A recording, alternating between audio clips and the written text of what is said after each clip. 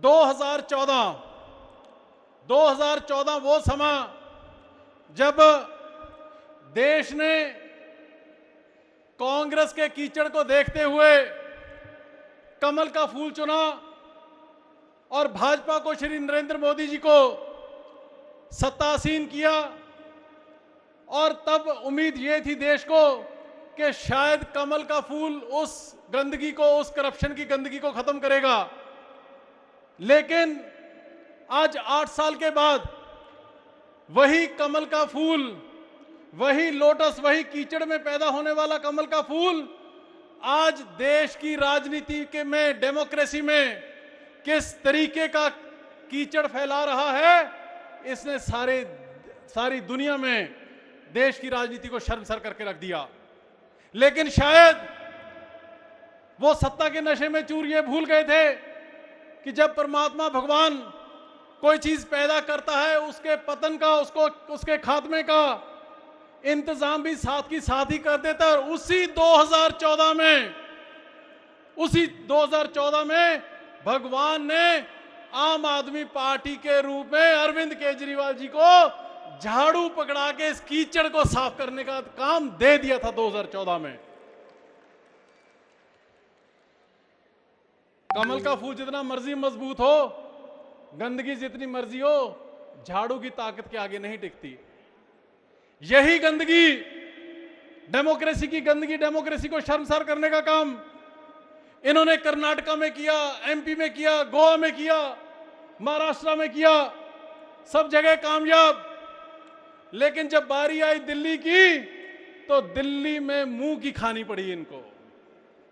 इसके बाद इन्होंने रुख किया पंजाब का पिछले दिनों में ऑपरेशन लोटस के नाम से, और सीना फख्र से फूल जाता है कि वहां भी इनको मुंह की खानी पड़ी।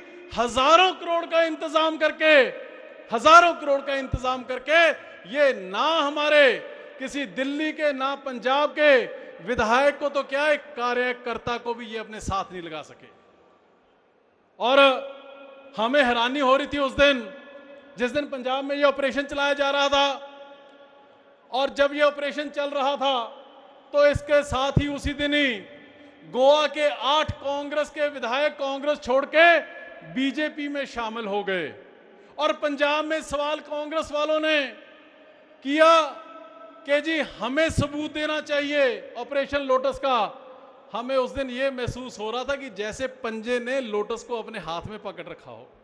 उनकी वकालत कर रहे थे ये लोग इनके बिक रहे थे कांग्रेस के, और सवाल ये हमसे कर रहे थे। और बेशर्मी की भी हद होती है साथियों। पंजाब में 117 सीटों पे लड़ी बीजेपी, 117 सीटों में सीटें आई सिर्फ 2, और 2 सीटों के सहारे ये सोचते हैं कि पंजाब में ये सत्तासीन हो जाएंगे। वो हमारे मनीष सर, हमारे पंजाबी में कहते हैं कि बेशर्म दी दाल डुल गई, यार ता भूंजे ही चढ़ते होंगे ने। बीजेपी वालों का वो हाल हो रहा है कि दाल नीचे गिर गई, कहते हम तो नीचे से जीभ से उठा के खाएंगे। ये हाल हो पड़ा इनका पंजाब में। घमंड तोड़ेंगे इनका, क्योंकि अरविंद केजरीवाल के सच्चे सिपाही हैं पंजाबी। घमंड तोड़ेंगे इनका। और मेरे को हैरानी उस दिन हुई जब थोड़े दिन पहले इनके बीजेपी के शीर्ष नेता गुजरात में जाके बोलते हैं कि सपने बेचने वालों की बातों में लोग नहीं आएंगे। अरे भैया, सपने बेचने वालों की बातों में लोग नहीं आएंगे, देश को बेचने वालों की बातों में आएंगे क्या? देश को बेचने वालों की बातों में आएंगे क्या? और हम तो सपने भी वो देखते हैं, सपने वो नहीं होते हमारे लिए कि जो रात को सोते हुए देखे जाएं। सपने वो होते हैं जो दिन में भी ना रात को ना दिन में सोने ना दे। और एक सपना अरविंद जी ने और इस टीम में बुना है, पूरी दुनिया में देश को नंबर 1 बनाने का। और मैं इससे पहले अपनी बात समाप्त करूं, मनीष सर, संजय सर, एक दिल की बात आपसे जरूर कहना चाहूंगा। जब ऑपरेशन लोटस जैसी ये घटिया और गिरी हुई राजनीतिक हरकतें करते हैं, तो एक तरफ तो मुझे दुख होता है दुख इस बात के लिए होता है कि इन्होंने सबसे बड़े लोकतंत्र का, भारत के लोकतंत्र का, महालोकतंत्र का दुनिया में क्या मजाक बना के रख दिया।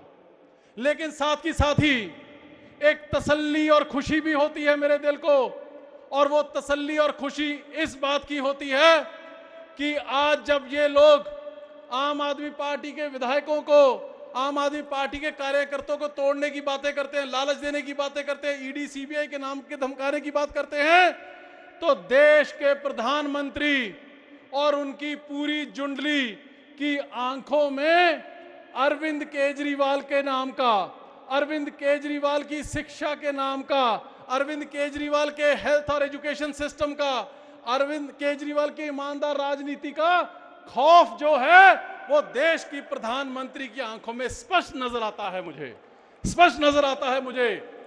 और दोस्तों, ये खौफ नजर आना चाहिए।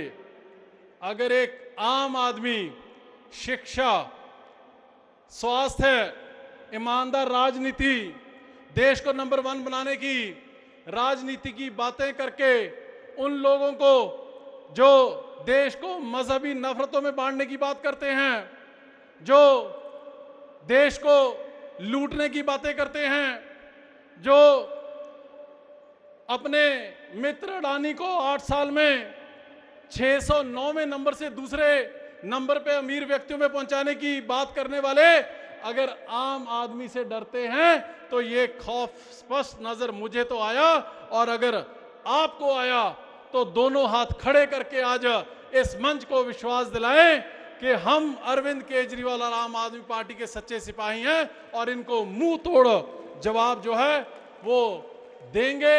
और खुशी इस बात की भी होती है कि ये खौफ देख के ये विश्वास हो जाता है कि अब वो दिन दूर नहीं जब अरविंद केजरीवाल की अगुवाई में और इस लीडरशिप की अगुवाई में हम सही रास्ते पे चले हुए, इस चीज की तसल्ली और खुशी बहुत होती है। सो एक बार आपका बहुत बहुत धन्यवाद। इनकलाब, वंदे